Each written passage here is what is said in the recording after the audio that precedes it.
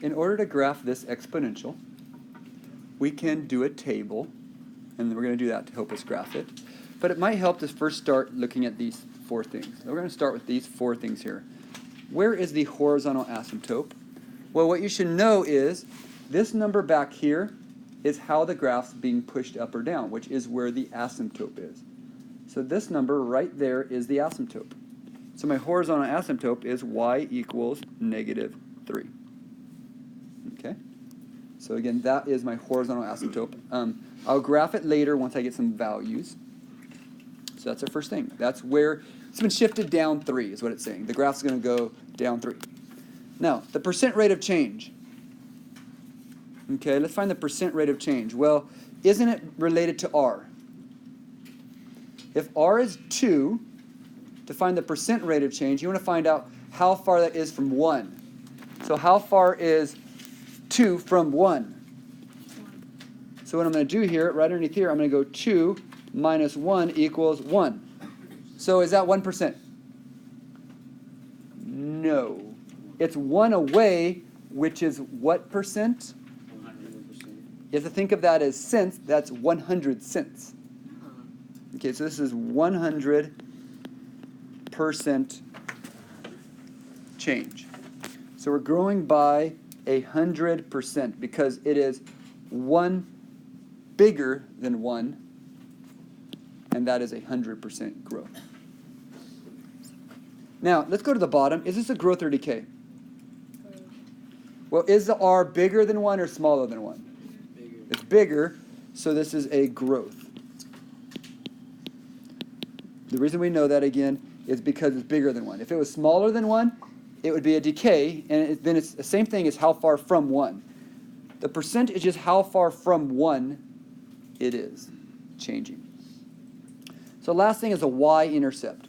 Well, normally the y-intercept is that number, correct? Yeah. But doesn't this shift it down 3? So it normally would be a 5, but it's been shifted down 3. So it normally would be 5, but I'm shifting down 3, so what is it? 2. So my y-intercept is 0, 2. There we go. We have some specific information which will help us graph. Now, I'm not going to plot these quite yet because I want to make a table because some of my values might have some weird alterations. So I'm going to make a table, a sideways table going this way. This is x, this is f of x. And I'm going to plug in 0, I'm going to plug in 1 and 2 and see what happens. And see what happens. All right? Now, okay, so what would be my 0 term? Well, isn't that my y-intercept? So isn't it 2?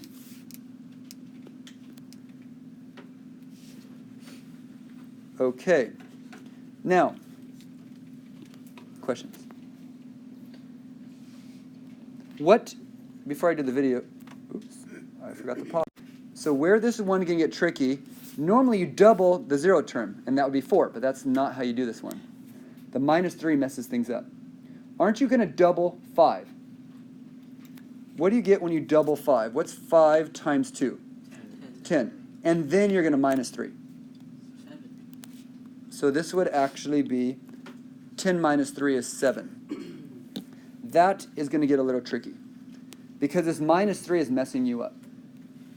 Now, wasn't this 10? This is where it gets tricky. Aren't you now taking 5, multiplying by 2, and now multiplying by 2 again? Got it? This is where it gets a little tricky. All right, so for this one, aren't you going to multiply by 2 twice?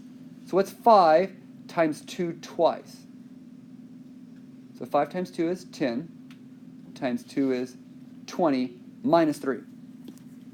So this is 5 times 2 times 2, then minus 3. 17. So that would be 17. Now that right there gets a little tricky, making the table. Let's graph it. What's our biggest number? 17. So I'm going to, for this graph, I'm going to go by 2's. I'm going to go by 1s this way. And I'm going to go by 2s this way.